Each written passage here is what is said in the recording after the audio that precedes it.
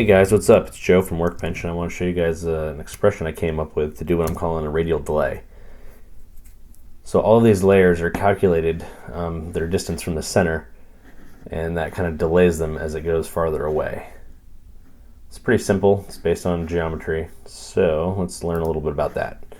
So you might have seen this back in the old days, back in high school or whatever. We're going to use the Pythagorean Theorem. It's a formula that lets you determine the distance or the length of a hypotenuse. In our case, the hypotenuse is this distance from the center point, of the comp, which is right here, to the center point of the layer, which will be over here. So what we're going to do is take the x distance and the y distance subtracted from the comp and determine what the actual distance away it is.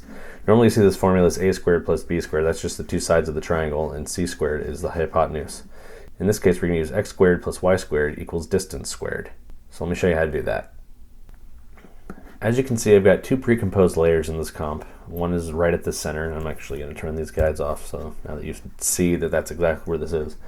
It doesn't really matter where this layer is, so the expression will figure out where it is and how far away it is from this center point. Inside the precomposed layer, I've got this guy who just animates up, and then he has a little hop later on. That's pretty much it. So what we're going to do, because we want to change the timing of these layers, is that we're going to add the time remap effect to it. And actually on this one I don't really need to add it to it because this one is kind of our control. I want you to see what it looks like normally without anything applied to it. So we're going to add time remap to this layer, and then we're going to add an expression to that. So what we're going to start with is, actually in this case we're going to pop up, I'm going to hold shift, hit P, so we can have position up so I can pick whip it. And I'm just going to pick whip straight to it right now. So it's going to give us this 0 thing because position is an array. So it's giving us just the x position. So we're going to get rid of that because I want the whole thing.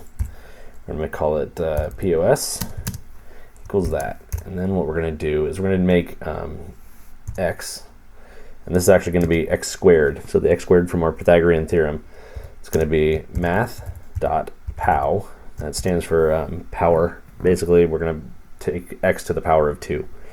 So we're going to figure out what the x distance is. So what we're going to do is our x, but that's actually, in this case, position 0 minus the center point of our comp, and this is a HD 1080 comp, so it's 960, and then comma 2. That's how many that's what we're going to raise this value right here to 2. Little semicolon there. Next line. Y is pretty much the same thing. It's Math.pow. Position 1 instead of 0 because it's Y. It's the second position in the array. And then 540 because that's the center point of the comp. Alright, up here I'm going to put a delay too. We're going to do delay equals -3.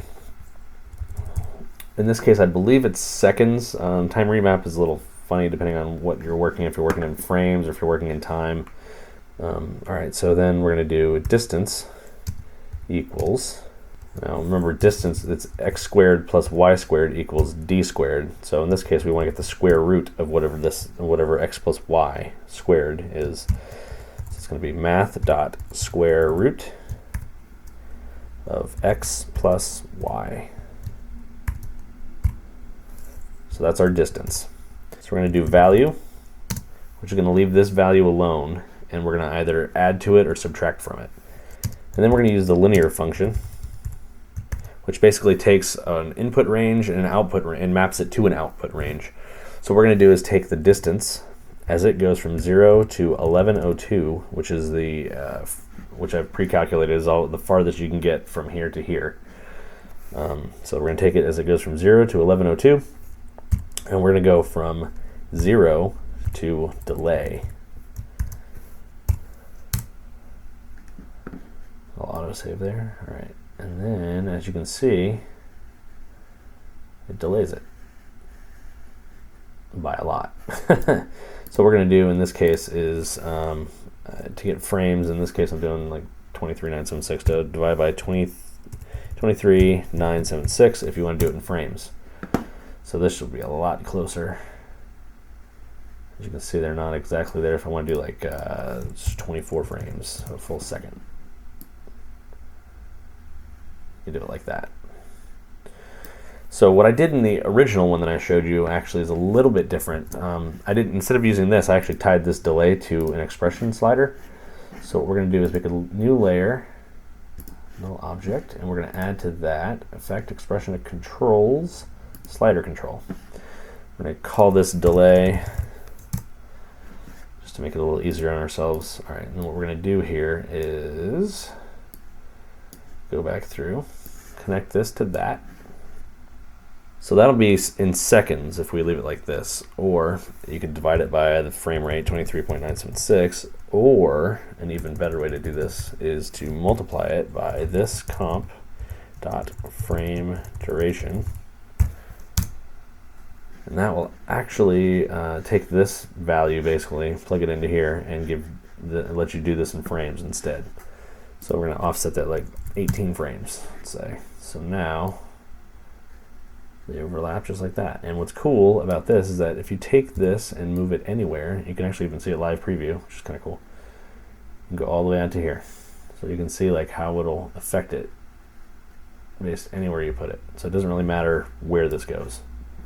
Another thing that's really cool about this method is that you can actually keyframe the delay slider so that your delay can change as your animation progresses. So that's pretty much it. If you like this tutorial, follow us on workbench.tv for more great content. Thanks guys. Bye.